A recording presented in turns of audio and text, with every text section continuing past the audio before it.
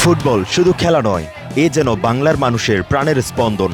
তাই তো জাতীয় পর্যায় থেকে শুরু করে গ্রামগঞ্জ সবখানেই এই খেলা ঘিরে দেখা দেয় বাড়তি উন্মাদনা। কক্সবাজারে শুরু হওয়া জেলা খেলোয়াড় সমিতি গোল্ড কাপ ফুটবল টুর্নামেন্টে উখিয়া ও কুতুবদিয়ার মধ্যকার শ্বাসরুদ্ধকর ম্যাচের মধ্য দিয়ে শেষ হয়েছে প্রথম রাউন্ড। নির্ধারিত সময় কোনো দলই গোলের দেখা না পাওয়ায় ম্যাচ গড়ায় টাইব্রেকারে। এতে ৬-৫ গোলে জয় তুলে নেয় উখিয়া উপজেলা ফুটবল দল।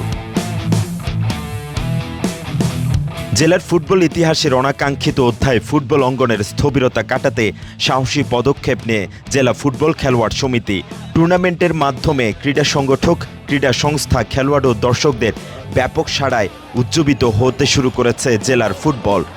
স্টেডিয়ামের আশপাশে দেখা গেছে উৎসবমুখর পরিবেশ, যেন আবারও প্রাণ ফিরেছে কক্সবাজারের ফুটবলে। মাঠের খেলা, উত্তেজনা, দর্শকদের উন্মাদনা সবকিছু নিয়ে চলছে এই টুর্নামেন্ট। সারা কক্সবাজার ডিস্ট্রিক্টে ক্রীড়ামোদীরা উজ্জীবিত হয়ে গেছে। আমার মনে হয় এই কক্সবাজার স্বাধীনের পর থেকে এইরকম টুর্নামেন্ট কখনো জমে নাই। আমরা আশাবাদ ব্যক্ত করতেছি পূর্ণ প্রতিদ্বন্দ্বিতামূলক একটা ফাইনালের মাধ্যমে এই টুর্নামেন্টের সুন্দর একটা পরিসমাপ্তি করবে। এত সুন্দর একটা পরিবেশে কোনো ক্যাচ নাই, কিছু নাই প্লেয়ারের, এর মধ্যে একটা টুর্নামেন্ট সার্ভিস মানে এটা আমাদের প্লেয়ারদের জন্য অনেক উপকারী। যে দুই তিনটা খেলা হয়েছে, সুশৃঙ্খলভাবে খেলা হয়েছে। আমরা চাই খেলা ধারাবাহিকতাভাবে সুন্দরভাবে চলুক এবং প্লেয়াররা মাদক থেকে দূরে থাকুক। উদ্বোধনের দিন থেকে প্রতিটি খেলায় হাজারো দর্শকের উপস্থিতি জানান দিচ্ছে কক্সবাজার ফুটবলের জনপ্রিয়তা কতটুকু। তপ্তরোদ বা বৃষ্টি উপেক্ষা করেই প্রতিদিন বীরশ্রেষ্ঠ রুহুল আমিন স্টেডিয়ামের গ্যালারিতে দেখা যাচ্ছে হাজার হাজার দর্শক সমাগম। বাংলাদেশ ফুটবলের বাজ পাখি খ্যাত আনিসুর রহমান জিকো, সুশান্ত, ইফতি, ইব্রাহিম সহ জাতীয় দলের তারকা খেলোয়াড় আর বিদেশি খেলোয়াড়দের মিশেলে দল গঠন করায় এই আয়োজনকে ঘিরে দর্শকদের উন্মাদনারও কমতি নেই।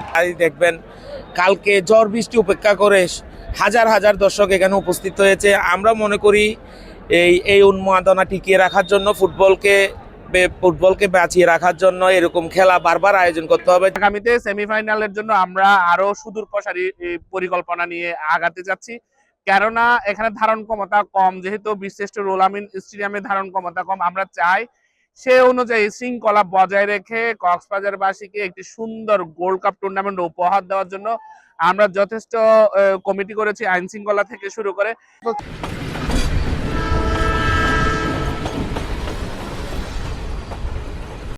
দর্শকদের প্রত্যাশা পূরণে প্রায় প্রতিটি ম্যাচেই অংশ নিচ্ছেন জাতীয় ও আন্তর্জাতিক অঙ্গনের খেলোয়াড়। এতে করে আয়োজনের গ্রহণযোগ্যতা বেড়েছে বহুগুণ।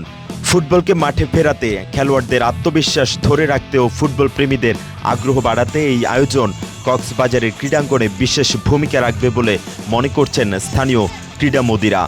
গোল্ড কাপে যে অঘটনটি ঘটিয়েছিল এই স্টেডিয়ামের, যে কালিমাটা লিপন করা হয়েছিল, ওই কালিমাটা যাতে আমরা মুছিয়ে ফেলতে পারি এবং ফুটবল জাগরণ আবার সৃষ্টি করতে পারি, এটাই হচ্ছে আমাদের মূল লক্ষ্য। রুহুল আমিন স্টেডিয়াম যাতে ফুটবল আবার মাঠে গড়ায়, খেলোয়াড়দের নতুন নতুন খেলোয়াড়দের আবির্ভাব ঘটুক, সেটা করার জন্য আমরা খেলোয়াড় সমিতি যে উদ্যোগটা নিয়েছি সেটা পরিপূর্ণভাবে আমি এই পর্যন্ত যে 5টা খেলায় গিয়েছে, প্রতিটা খেলায় জাতীয় পর্যায় থেকে শুরু করে শূন্য থেকে সব প্লেয়াররা অংশগ্রহণ করেছেন। 29 আগস্ট মাতামুহুরী ও উখিয়া উপজেলার ম্যাচের মধ্য দিয়ে শুরু হবে কোয়ার্টার ফাইনাল। টুর্নামেন্টের প্রথম রাউন্ডে যে পরিমাণ দর্শক জনপ্রিয়তা তৈরি হয়েছে, এটিকে কক্সবাজারের ফুটবলের জন্য ইতিবাচক বলছেন ক্রীড়ামোদীরা। কক্সবাজার থেকে আরজ ফারুকের পাঠানো তথ্য ও ছবিতে desk report, Kaler Kantho sports, Chittagong.